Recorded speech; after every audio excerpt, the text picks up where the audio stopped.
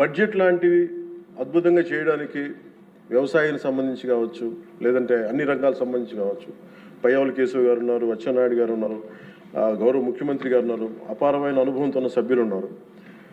ప్రజలు మన నుంచి ఆశిస్తున్న అధ్యక్ష, గొడవలు లేకుండా ఈ అలయన్స్ బలంగా ఉండాలండి. మనం తెలియచేయాల్సింది ఏంటంటే,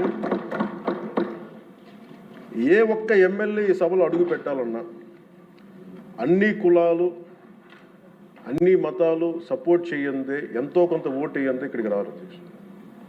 కానీ ఈ మధ్యన పరిస్థితులు ఎలా ఉన్నాయంటే, బయట ప్రత్యేకించి వీళ్ళు చేస్తున్నది, వాళ్ళు ఎలా మాట్లాడుతున్నారంటే ఇష్టం వచ్చినట్టుగా తిట్టేసి కులాలు వెనక దాక్కున్నారు అధ్యక్ష. అది మటుకు ఎందుకంటే నేను ఒక భారత రాజ్యాంగం నేను నమ్ముతున్నాను పెట్టినప్పుడు I'm beyond cost, creed and religion. అది ప్రతి శాసనసభ్యుడి తాలూకు అది ఓత్ అధ్యక్ష. కానీ మనం తెలియజేయాల్సింది ఏంటంటే, కులాల వెనక దాక్కోవటం కుదరదు.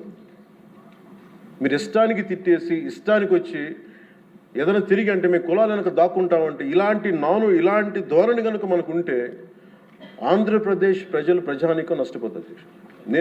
నేను చెప్తున్నాను, కులాలు మతాలు ప్రాంతాలు దాటకపోతే ఈ రాష్ట్ర ప్రయోజనాలను మనం సాధించలేము. ఖచ్చితంగా ఇది మీరు పదే ఇది మీరు ఇళ్లలో మాట్లాడుకుంటారా, ప్రజలకి తెలియజేస్తారా, మీ నియోజకవర్గాలు ఇది చేయకపోతే ఏమైపోతుంది అధ్యక్ష?